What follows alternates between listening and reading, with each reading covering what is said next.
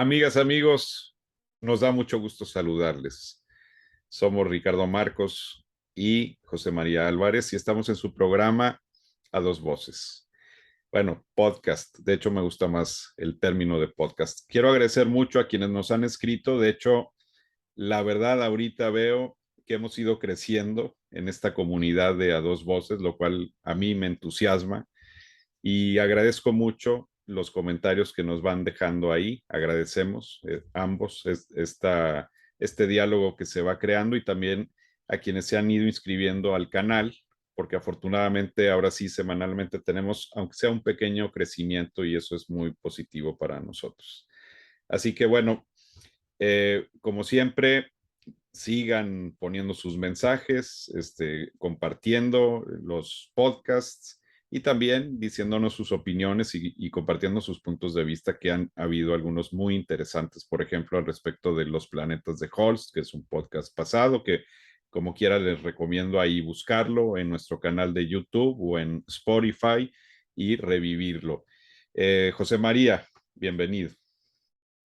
Gracias, Ricardo. ¿Cómo están? Me da muchísimo gusto que estén aquí con nosotros y como dice Ricardo, crece la comunidad y esperemos pronto seamos más y recuerden recomendarnos, compartir los videos, como ya ha dicho Ricardo, en nuestro canal también en Spotify y pues sus comentarios. Bien importante para que el algoritmo se prenda y diga, este programa le gusta a la gente porque hay muchos comentarios en la plataforma de YouTube y en ese sentido, pues obviamente empezará a crecer las recomendaciones. Así que gracias Ricardo. Y hoy pues vamos a hacer un viaje, la verdad, muy colorido hacia Italia. Particularmente vamos a la ciudad eterna, que es Roma. Y ahí nos encontramos con una figura muy interesante. Eh, Quizá el compositor italiano José María más importante en música orquestal, después de décadas en donde, siglos incluso, en donde la ópera era la reina de las artes musicales en este país. Interesante porque Ottorino Respighi, nuestra figura de hoy precisamente, es una de estas generaciones que comienzan a revalorar la música instrumental en su país y quizá nos da el primer gran compositor de música instrumental italiano desde las épocas de Antonio Vivaldi y los grandes maestros del barroco italiano, al menos. Es una gran personalidad, Ottorino Respighi, y yo creo que de alguna forma las piezas orquestales de las cuales vamos a conversar hoy, Ricardo, pues han hecho de alguna forma un poco de sombra en toda la gran producción que nos legó Respighi, porque si bien él se especializó en la música orquestal, que lo hizo extraordinariamente bien, nadie como Respighi, eh, también dejó óperas extraordinarias como La Flama, ¿no? Que es una ópera extraordinaria, que además con un texto fantástico. Dejó ballets, mucha música de cámara y sobre todo sus afiliaciones personales a cosas que a él gustaba mucho, a la polifonía, a la música antigua, a la música barroca, al canto gregoriano. De todo ello aparece en muchos momentos de su producción, pero definitivamente ese esplendor orquestal de Respighi definitivo es por su apego a Nikolai Rimsky-Korsakov, que bueno, pues fue quizá no muy buena persona al final de su vida, pero fue un gran compositor y un muy buen maestro, dejando pues todo este legado en compositores como Stravinsky, nada más ya en el siglo XX, y otro de ellos fue Ottorino Respighi, porque él tocando el violín, la viola, el piano, él se fue a tocar a San Petersburgo, al teatro, digamos, local, en la orquesta, y ahí fue donde conoció a Rimsky-Korsakov, le pidió clases y regresó después a Italia los primeros años del siglo XX con todo este conocimiento del gran colorido y la gran paleta orquestal y sobre todo también su gran apego a franceses como Ravel, Debussy y a los grandes poemas sinfónicos de Richard Strauss. Así que con todo este bagaje sonoro que tenía en sus espaldas y en su gusto personal Respighi, pues empezó a producir obras que nos deslumbran, y voy a citar a mi amigo y colega Juan Arturo Brennan, que dice que es el caleidoscopio musical, o bueno, él lo dice como Technicolor musical. Eso es lo que es Respighi. Como si uno estuviera viendo esas películas de, pues, cuando empezó este sistema cinematográfico del Technicolor, en donde uno se maravilla con los colores en la pantalla. Esto lo tenemos prácticamente en la música, y también era por el apego, Ricardo, a las imágenes físicas, a varios lugares físicos, pero también la fotografía, es cosa que a él le interesaba mucho, vaya, en aquellos años del siglo XX que estaba quizá muy en ciernes, pues esa técnica, la fotografía. Él venía también de una camada de grandes compositores italianos como Giovanni Malipiero o Ildebrando Pizzetti, que también fueron grandes compositores de música instrumental y ópera, hay que decirlo. Y en este sentido, pues representa esa nueva generación de artistas italianos que también se abre un poco a la influencia de otras partes del mundo. Él había nacido en Bolonia, de hecho, que era uno de los centros de formación musical más importantes. Recordemos, por ejemplo, que Gioacchino Rossini fue alumno del Liceo de Bolonia, institución de la cual también fue alumno Ottorino Respighi. Curiosamente, después Respighi habría de hacer un homenaje a Rossini con la Boutique Fantasque, que es un ballet precisamente, en donde pues retoma algunos motivos rossinianos y los traslada a su estilo, convertidos en una suite de ballet. Pero en realidad las dos obras que queremos el día de hoy abordar en esta ocasión son dos de sus cartas de presentación más entrañables para todos los amantes de la música. Y que en este caso se trata de, pues los dos poemas sinfónicos son como, están escritos como una suite en realidad de movimientos, pero podríamos decir que en realidad se tratan de poemas sinfónicos en diversas partes. Las fuentes de Roma y por supuesto también Los Pinos de Roma. Sin embargo, la primera que compuso fue Las Fuentes de Roma, obra que trabajó entre 1915 y 1916. Yo, antes de ponernos pues obviamente a platicar de estas obras, hacer una disertación de estas obras, Ricardo, me gustaría compartir con ustedes, como siempre, alguna vivencia personal y que está conectada con lo que estamos platicando. Yo hace algunos años, creo que fue en el año 98, yo me tomé pues un viaje de un mes para irme a Italia, precisamente. Yo me fui a Italia, mi primer viaje a ese lugar, y pues me la pasé con mi mochila en mano, recorriendo pues algunas ciudades importantes, y sobre todo con el trenecito de esos que van traca, traca, traca, traca. Y de Roma, en algún momento me fui iba yo rumbo a Florencia, pero pasé por Bolonia. Y como el trenecito pues se iba parando en varias estaciones, cuando yo vi el letrero de Bolonia decidí bajarme. Y pues bueno, yo no tenía reservaciones ni nada, así que bueno, era como quedarte, si te cae la noche agarras cualquier hotel, y vaya, estaba yo de mochilero. Así que pues yo, ¿por qué bajé en Bolonia? Precisamente porque quería conocer la ciudad donde había nacido Respighi. Básicamente yo quería conocer ese lugar y también probar, estando en ese lugar, la auténtica salsa boloñesa. ¿Quién no va a Boloña y quiere probar la salsa boloñesa de a de veras? Pero mi intención principal era eso, conocer la ciudad donde nació Respighi. Y después de todo este viaje, regresando ya casi al final a Roma, hice el tour, ¿no? Que yo me había puesto en mi mente de empezando por las fuentes de Roma. Yo quería conocer cada una de las fuentes que Respighi había retratado en su música. Así que pues hice efectivamente mi tour y únicamente me llevé una decepción gigantesca y fue cuando llegué a la fuente del Tritón. Y fue porque estaba en remodelación y estaba toda cercada.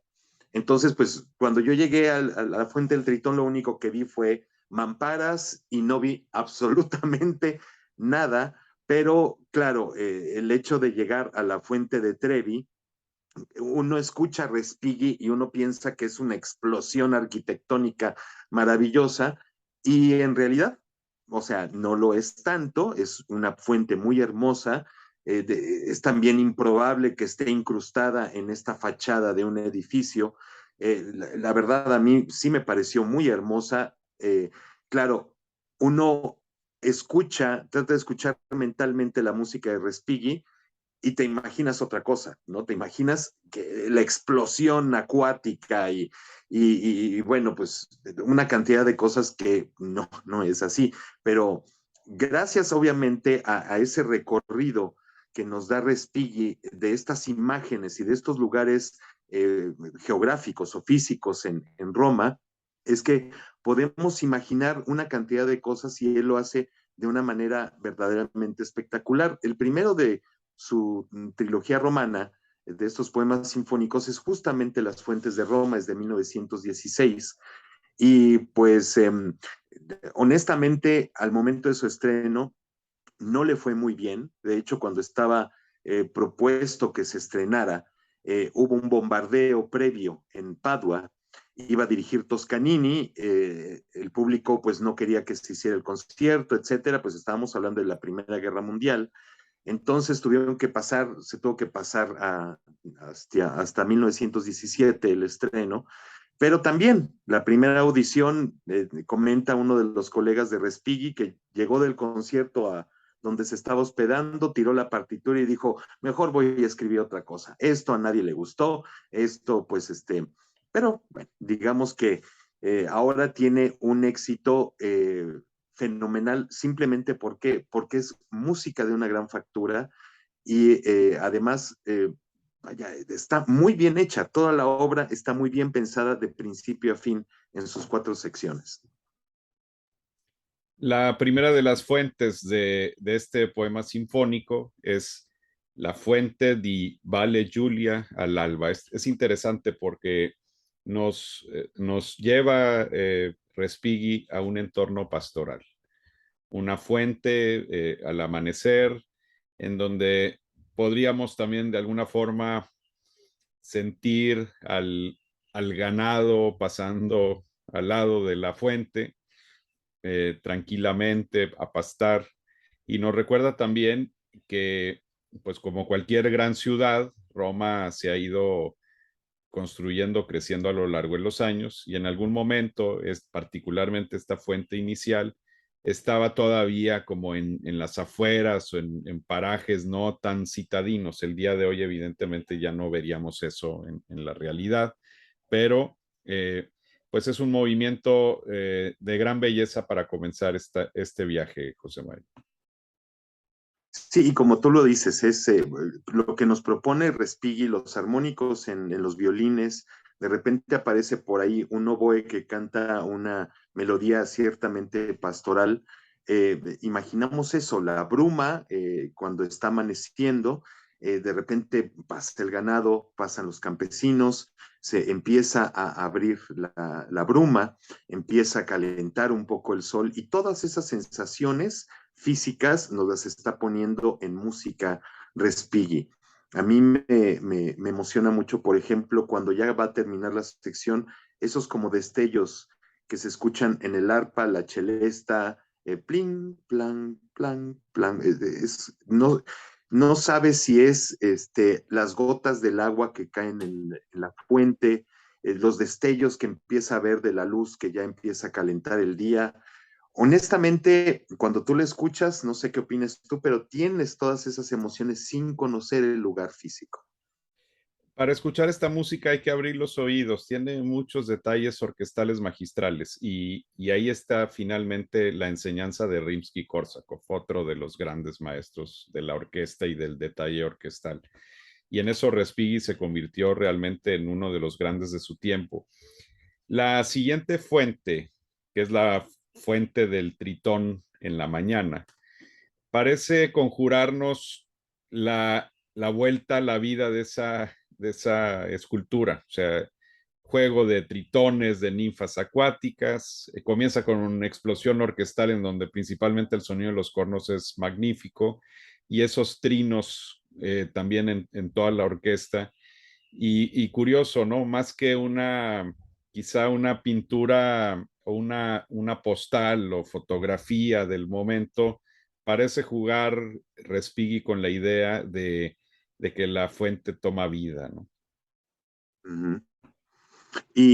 Pues es la que yo no pude ver, pero de alguna manera esa introducción, como tú dices, ese estallido sonoro y que se escuchan los cornos y nos lleva a los juegos de agua que de repente hay en el piano, ¿no? El piano tiene una parte interesante dentro de la orquesta y cómo va desarrollándose, sobre todo en la mañana, que las sensaciones que yo entiendo que nos da Respighi a través de cómo se desarrolla cada una de estas secciones es de que va avanzando el día, se va calentando el día, cada vez hay más sol.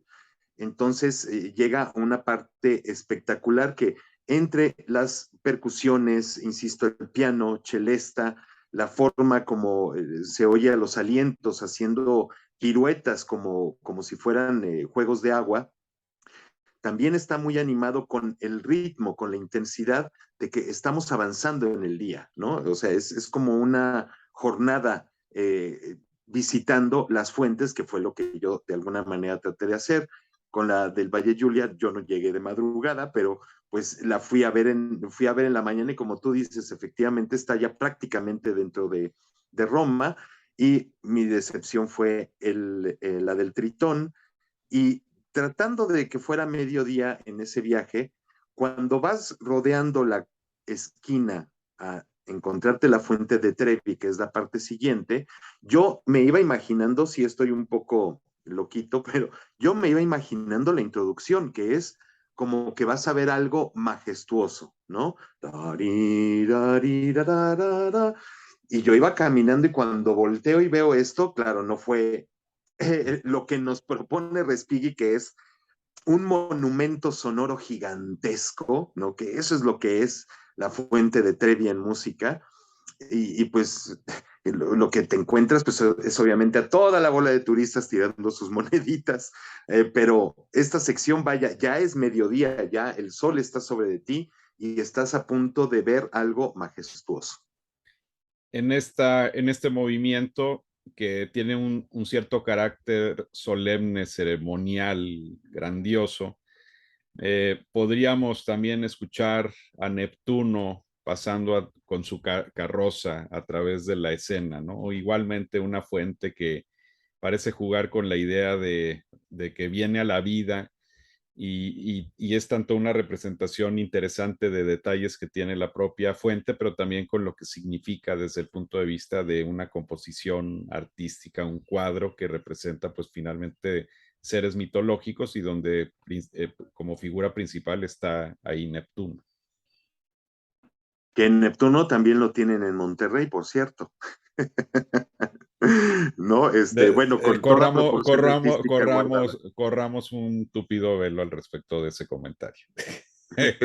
Perfecto, pero a mí me parece, vaya, ese pequeño recorrido que ya hemos hecho, además, en muy breve tiempo, Ricardo, desde la mañana, bueno, desde el amanecer, luego pasa la mañana por Tritón, llegamos al cenit con esta música majestuosa, con Neptunos que parece salir con su carruaje eh, eh, pues junto con los tritones, las sirenas, etcétera, parece salir de esta fachada de este edificio que es fenomenal.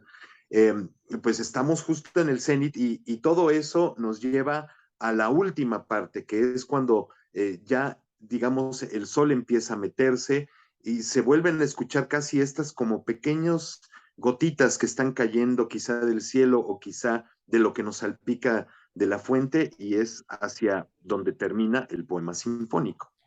La Fontana di Villa Medici al tramonto, o sea, la fuente de la Villa Medici en el atardecer.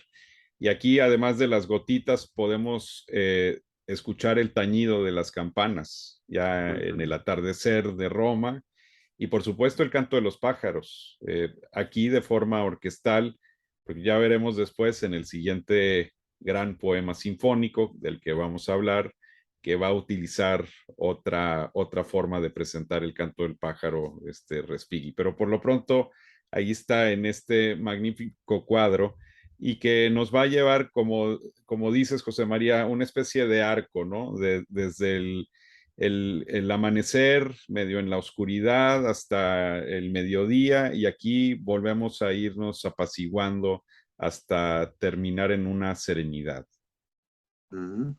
Y la Villa Medici o la Villa Medici que está más o menos cercana a este gigantesco monumento de Vittorio Emanuele, que es verdaderamente fantástico. Bueno, si tienes que caminar de alguna manera, pues es un lugar muy hermoso. A mí me pareció un lugar muy bonito. Claro, yo estaba en invierno, entonces realmente no era el atardecer como un atardecer común y corriente a las 6 o 7 de la noche, sino era a las 4 de la tarde. Pero lo que insisto aquí, Respighi nos hace eso, después de todo esta bomba sonora que nos ha dado aquí y sobre todo espectacular en el colorido de la orquesta, de cómo lo maneja, de cómo nos pinta esos escenarios, llegamos a este momento absolutamente plácido y lo has dicho muy bien. Yo una de las sensaciones más hermosas que tuve en Roma, especialmente cuando yo llegué o estuve el primer día, estaba hospedado en un muy cosmopolita hotel de una estrella llamado Hotel New York, por cierto, muy cerca de Roma Termini, o sea, la estación de trenes de Roma. Y en el momento en que empieza a meterse el sol, están muy cerca las termas de Caracalla y que está muy arbolado alrededor. Entonces, lo primero que escuchas es cómo los pájaros empiezan a irse hacia los árboles y la gente empieza a agarrar la bolsa, el periódico para taparse la cabeza. Pero bueno, aparte de eso, de que ya saben cómo es, y yo no sabía cómo era, pero es la cantidad de pájaros que vuelan hacia los árboles ya justamente para pasar la noche. Fue una de las impresiones más grandes que yo tuve pisando Roma, que pues en el otro poema sinfónico, en Los Pinos de Roma, Respighi también pinta momentos muy interesantes que pues vamos a platicar en este momento. Y precisamente este poema sinfónico de Los Pinos de Roma de 1924, pues ya se da varios años después de Las Fuentes de Roma.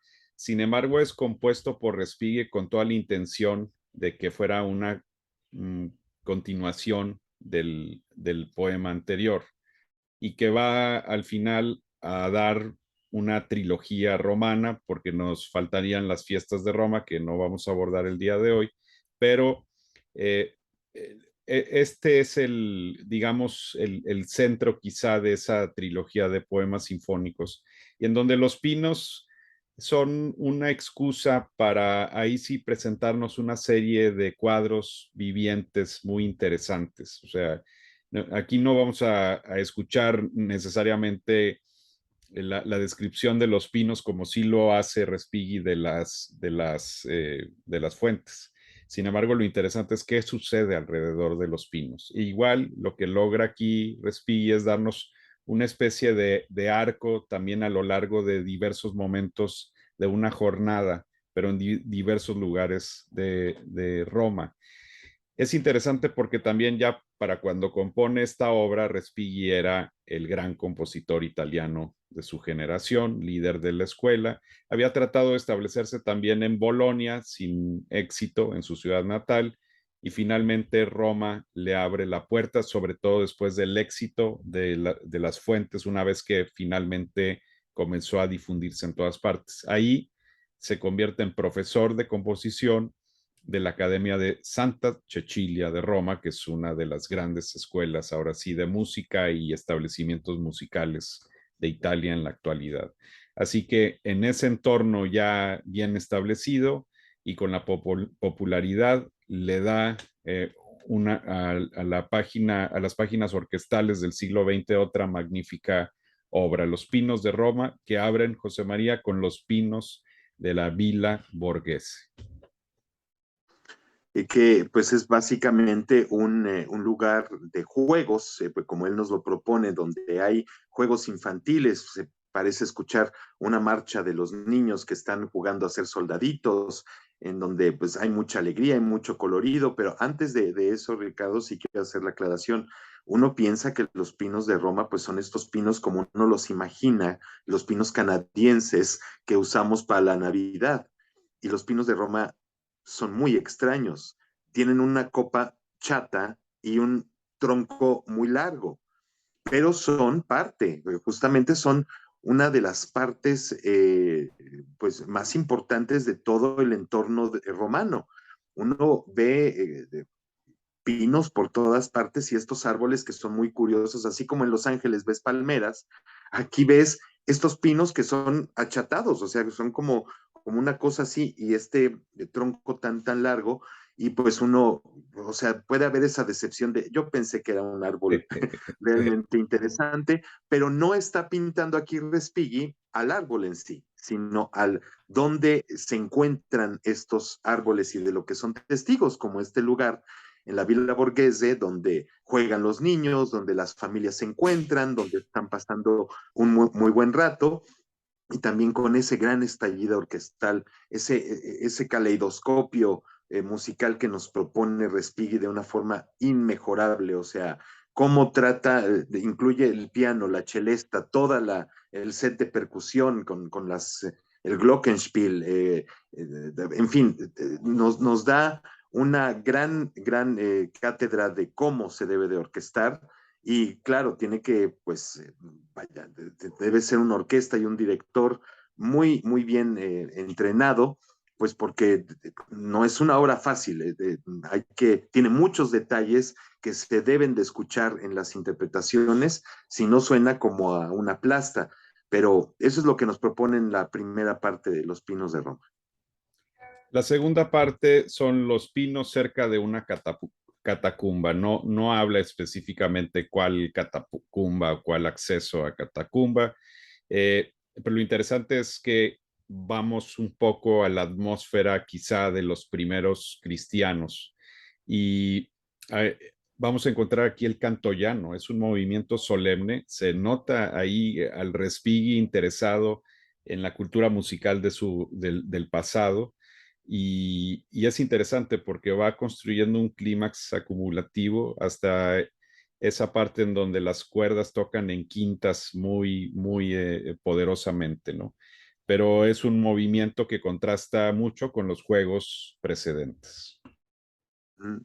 Y pues de repente tenemos esta algarabía, los juegos de los niños, va creciendo el ritmo y de repente se hace como una gran oscuridad. La escena cambia de una forma tajante y nos encontramos en este ambiente, sí, sombrío, algo frío, húmedo, en donde, pues, si podemos quizá imaginarnos esa entrada a una catacumba que quién sabe dónde se encuentre, en medio quizá de la oscuridad, los pinos siendo testigo de ese, digamos, caminar hacia la catacumba y a lo lejos, que es una de las cosas interesantes en Respighi. Ese technicolor musical no solo tiene que ver con la capacidad de orquestación que tenía este hombre, del color orquestal, sino también su interés en lograr la música que se generara en los espacios. Aquí escuchamos entonces a una trompeta que toca a lo lejos una salmodia, un canto llano. Se escucha a lo lejos cómo suena esa trompeta que nos da definitivamente tintes muy nostálgicos y ya avanzando el movimiento después de este salmo, nos encontramos con ese caminar pesado como un poco desafiante, hasta llegar como los metales nos enuncian un gran canto también, que es impresionante. Y bueno, todo lo hace Respighi, digamos que de las tinieblas hacia lo poderoso, lo magnánimo, puedo decir yo. Otro aspecto interesante de esta obra es que todos los movimientos están encadenados. No escuchamos aquí una coda final o un stret, etcétera, para concluir o una cadenza, sino eh, son 4 cuadros, pero que están perfectamente logrados, hilados por Respighi. Y el siguiente cuadro de pinos es precisamente los pinos del Gianicolo. Y aquí vamos a escuchar algunas sonoridades en el piano al inicio, muy interesantes. Y básicamente este movimiento es es un nocturno, perdón, es un momento de, pues quizá de atardecer, en donde vamos a escuchar el canto del ruiseñor. Y lo interesante es que Respighi es pionero aquí en el uso real de una grabación de Ruiseñor como parte de la partitura orquestal. Eso que van a hacer muchos más adelante y que eso era muestra también de una visión modernista. A Respighi, que después se le va a acusar a veces de conservador, de efectista, pues resulta que es de los primeros que empieza a utilizar este procedimiento. Sí, de hecho, en la partitura, tanto de las fuentes como de los pinos, Respighi da una descripción de cada uno de los movimientos y en el caso de los pinos del Gianicolo, él dice, el aire se estremece, los pinos del Gianicolo pueden verse delineados por la clara luz de la luna y un ruiseñor canta, que es una de las partes verdaderamente más conmovedoras, que hay muchos momentos conmovedores en toda la producción de Respighi, pero aquí, si escuchamos con atención, definitivamente nos toca el corazón. O sea, empieza el movimiento con una larga introducción en el piano, bueno, unos arpegios en el piano, y de repente se escucha un clarinete que canta una hermosa, justamente como canción, como romanza. Y después todo el movimiento es eso, como un ambiente nocturno, la luz de la luna, algo muy cálido y como si fuera un ambiente, pues, no sé, en el que nos sentimos arropados por la luna, que no tenemos frío, que está cálido el lugar, que nos sentimos arropados, de repente se escucha a lo lejos el ruiseñor que canta. Y para ello, en la partitura dice utilizar un gramófono con un disco que además ahí Respighi lo anota bien.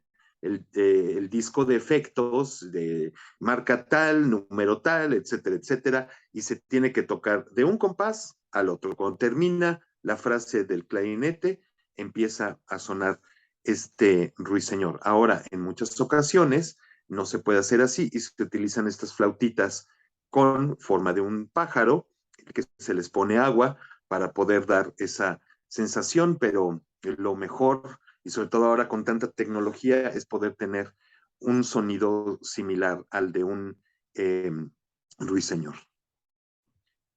Este bellísimo movimiento va a dar, se encadena con el final, el movimiento final.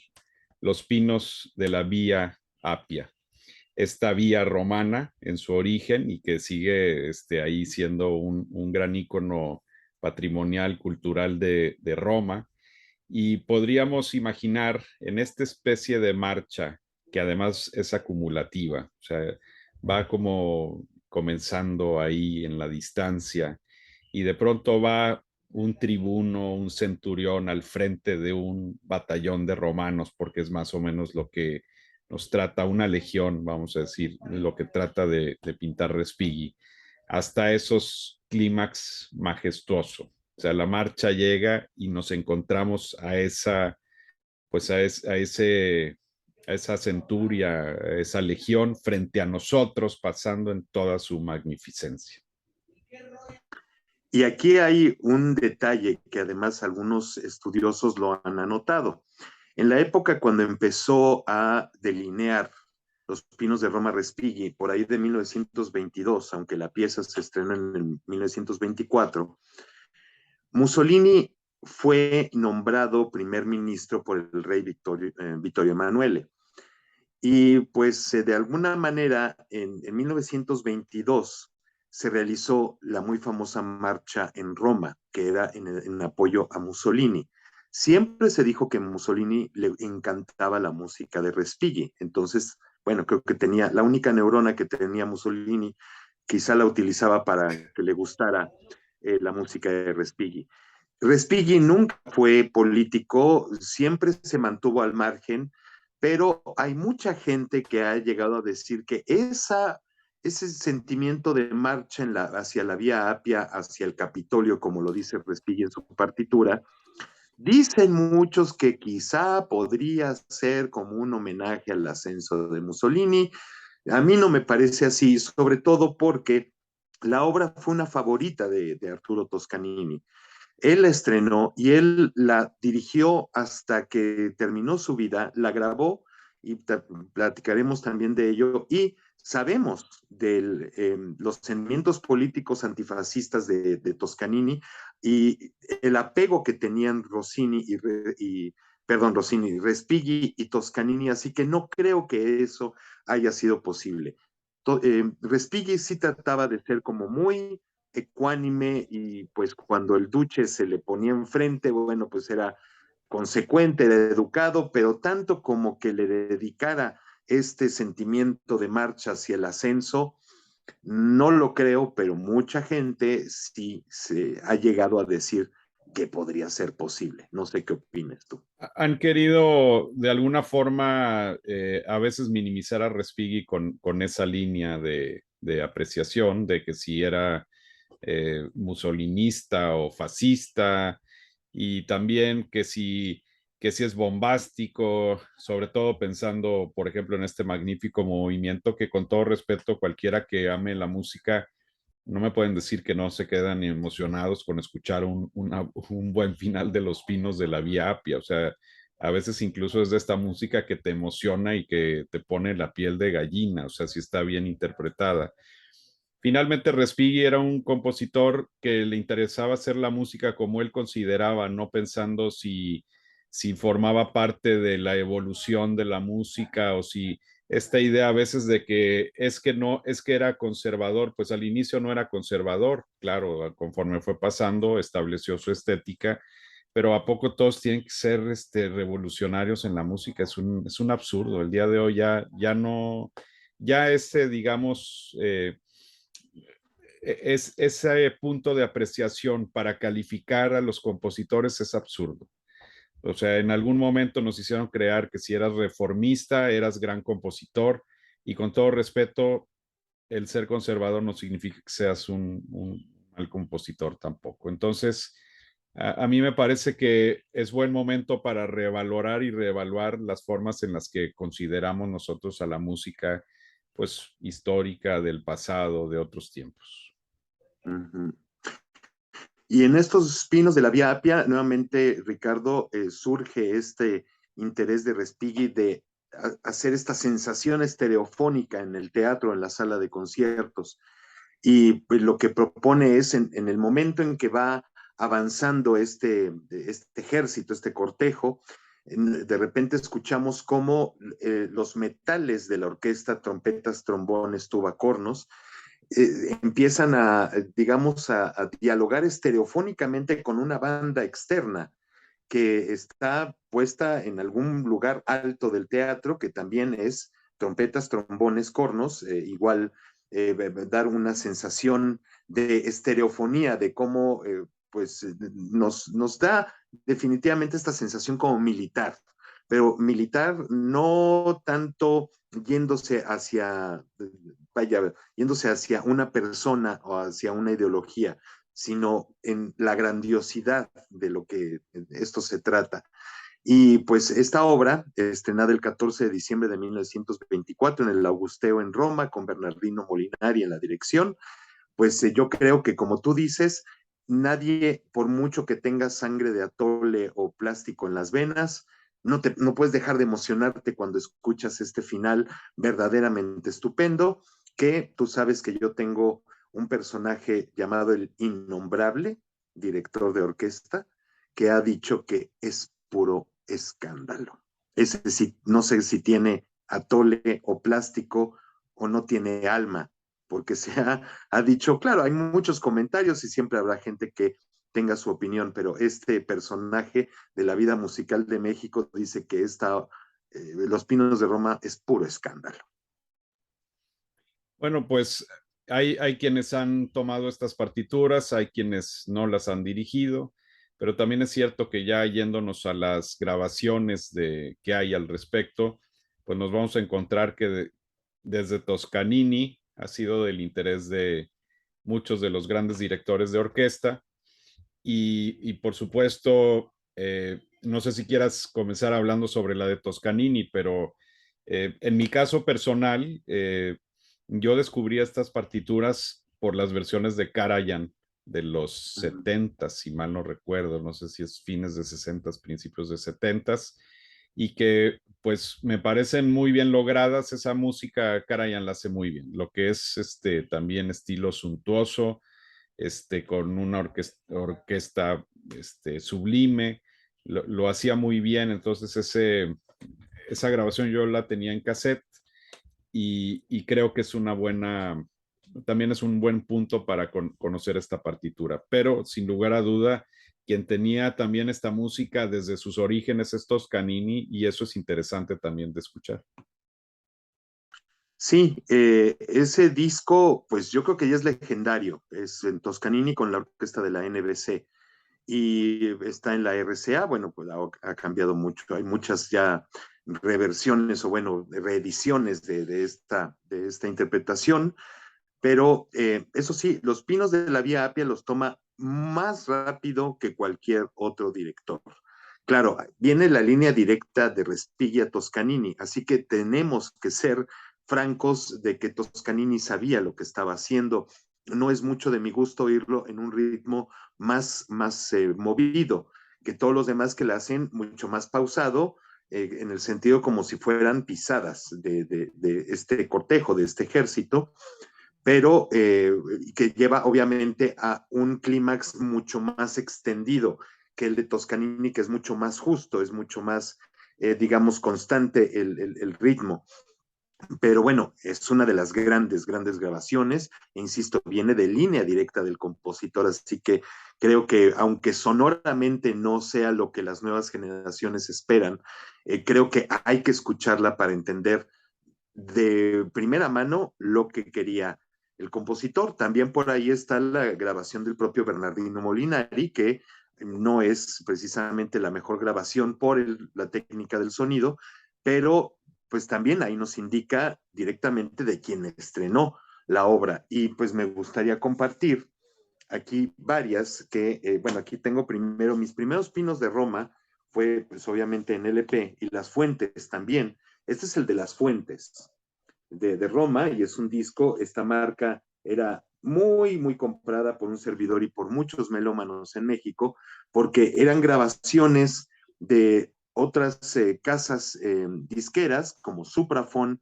como por ejemplo Hispavox, etcétera, pero eran reeditadas en México y a muy bajo costo, con el mismo calidad de grabación. Y esto es con la Filarmónica Checa y Antonio Pedrotti, y es lo mismo que en Los Pinos de Roma, que los tengo aquí, y es la misma grabación con Antonio Pedrotti y la Filarmónica Checa en la misma etiqueta que se llama Clave. Y una que pues me liga mucho porque fue, digamos, el amor de mi adolescencia. Yo trabajé en esa orquesta, yo estaba presente cuando grabaron este disco, yo oí al maestro Fernando Lozano y la Filarmónica de la Ciudad de México hacer Los Pinos de Roma muchas veces, y cuando lo sacaron en disco yo fui muy feliz porque yo me enorgullezco mucho de este disco, porque la Filarmónica de la Ciudad de México era una orquesta de nivel mundial. Y en este disco suenan extraordinariamente bien.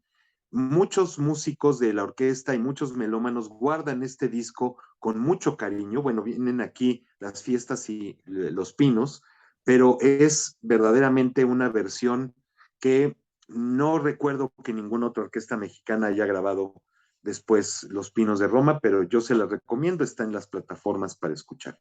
¿Alguna más? Eh, de las que tengo yo aquí cerca, hay una muy buena de la Orquesta de Filadelfia con Ricardo Muti, que por Ah, supuesto tiene el pedigrí de Respighi, ha sido también un gran director de esta música. Luego, originalmente es de EMI el disco, pero reeditado por Brilliant Classics, y cuando salió este sello nos permitió a muchos adquirir buenas versiones a bajo precio, hay que decirlo. Y la otra es esta que curiosamente es una versión muy expansiva, a diferencia de Muti, que también gusta de tiempos un poco más intensos, rápidos, que es de la Filarmónica de Londres con Carlo Rizzi. Carlo Rizzi sobre todo ha sido un gran director de ópera, pero de pronto tiene algunas incursiones al mundo orquestal y nos da una versión muy expansiva y acumulativa de las dos, bueno, de la trilogía romana, particularmente estas dos que estamos hablando hoy, Los Pinos y Las Fuentes de Roma. sí. Y bueno, en el EP también digo, se puede encontrar porque es una versión además básica, es Dutoit con Montreal, que vienen todas las fuentes, las fiestas y los pinos de Roma. Es un disco extraordinario, honestamente, porque Dutoit, como lo hablamos en el podcast de los planetas, gustaba mucho siempre de explotar el gran colorido y el virtuosismo de su Sinfónica de Montreal, así que este disco es básico, digo, también se encuentra en compacto y en las plataformas. Y bueno, no solo Lozano lo grabó con la Filarmónica de la Ciudad de México, sino otros mexicanos la han hecho con orquestas extranjeras. Enrique Batis tiene una grabación también muy a la Toscanini en el final, en la Vía Apia, un poquito neurótica, no sé por qué, pero es con la Orquesta Filarmonía de Londres. Es una muy buena grabación de toda la trilogía de Roma, está en Naxos. Jorge Mester la grabó en Australia. Grabó Los Pinos de Roma, La Rossiniana y las Impresiones Brasileiras. Y esta etiqueta es la ABC, que es de la Australian Broadcasting Company. Y pues sí tengo que presumir, me lo regaló el maestro Mester cuando yo trabajé con él. Y el otro mexicano es Eduardo Mata. Eduardo Mata, que hizo una versión, aquí vienen las fiestas romanas, impresiones brasileiras y los pinos de Roma, que es una versión muy expansiva de todas estas obras, especialmente los pinos, y podría decir usando la gran sala Morton Meyerson Symphony Center en Dallas, que tiene una acústica espectacular, y entonces pues Mata hace un verdadero muy buen trabajo con esta obra. Y bueno, pues la de Lozano aquí, insisto, está en plataformas, pero también apareció en compacto, editado en Francia con la Filarmónica de la Ciudad de México. Pues ahí hay una muy buena recolección de trabajos que se han hecho alrededor en grabaciones de esta magnífica trilogía. Y esto me recuerda también el detalle a mí me parece que a nosotros en México nos gusta, tenemos muy buena asimilación de la música de Italia. O sea, me refiero desde la ópera, por supuesto, pero este tipo de música que nos llega sentimentalmente muy fácil, diría yo, a diferencia de otros compositores que a veces hemos conversado también aquí en este programa. Así que Respighi definitivamente es como también un clásico para nosotros, y ahí está como ejemplo todo lo que se ha grabado de parte de directores de orquesta mexicanos que sienten una afinidad por este compositor. Y antes de despedirnos, la breve anécdota que tiene José María para compartir con ustedes, amigos y Ricardo. ¿Sabes quién la hacía muy bien? Herrera, perdón, Herrera de la Fuente hacía un estupendo Pinos de Roma. A mí yo lo escuché con la Filarmónica de las Américas siendo muy niño y en alguna ocasión la hizo con la Sinfónica de Minería, de la que fue director varios años. En esa época que él estaba dirigiendo Pinos de Roma, el día del concierto, un domingo, yo no me acuerdo quién había tocado de solista, yo lo fui a saludar y me perdí la segunda parte, ya no entré a la sala Nezahualcóyotl, a la parte del público, a oír Pinos de Roma. Me cerraron la puerta y pues me quedé en el área de camerinos. Yo trabajé con esa orquesta y conocía pues a toda la gente que trabajaba, los técnicos de la orquesta, el administrador, etcétera. Entonces decidí ir a saludar a los técnicos de la orquesta. A Fernando se llamaba uno y el otro no me acuerdo bien cómo se llamaba. Bueno, fui y lo saludé y empezó Los Pinos de Roma. Y yo estaba en el desahogo que se le llama, en la entrada al escenario, pues estaba ahí sentado con ellos, platicando en voz baja. Y entonces cuando empezó el segundo movimiento, dijo uno de ellos, creo que Fernando, dijo, voy a sacar los pajaritos, porque no se iba a reproducir la grabación, se iba a tocar con las flautitas con agua. Y ellos lo iban a hacer. Entonces me dijo, ¿quieres tocar una? Y le digo, sí, sí, claro, porque hay varias. Bueno, muy bien. Cuando entró a la bodega de instrumentos donde habían guardado celosamente las flautitas, salió con cara de pánico y dijo, se las robaron. No estaban las flautitas. Y cuando empezó, yo no oí los arpegios del piano, empezó el tercer movimiento, dije, oh, ¿qué hora qué? Y me dijo Fernando, ¿qué hacemos? ¿Qué hacemos? Y se acercaba ya del solo de clarinete y les dije, chiflemos. Y entonces ahí estaba uno, el otro y estaba yo.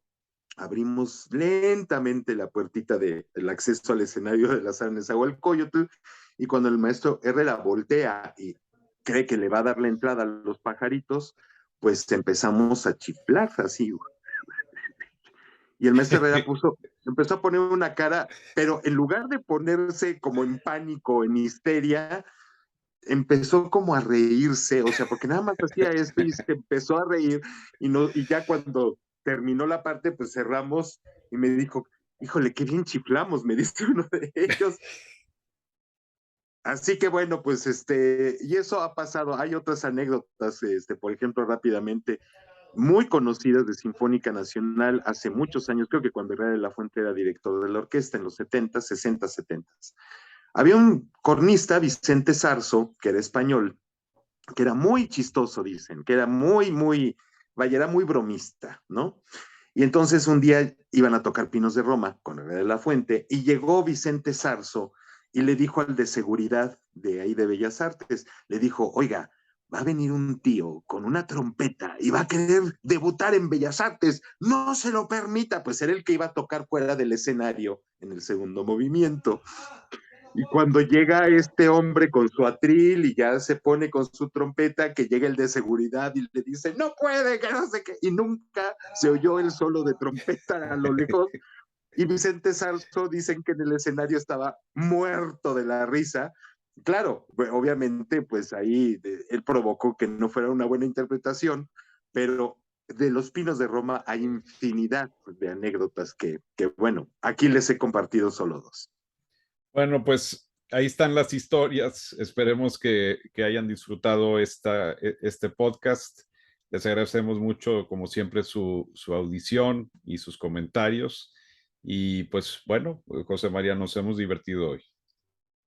Claro que sí, y pues sigan divirtiéndose con nosotros, nos vemos la próxima semana, compártanos y pues ojalá nos regalen sus comentarios. Hasta la próxima, Ricardo, gracias. Los esperamos con más de la mejor música. Hasta pronto.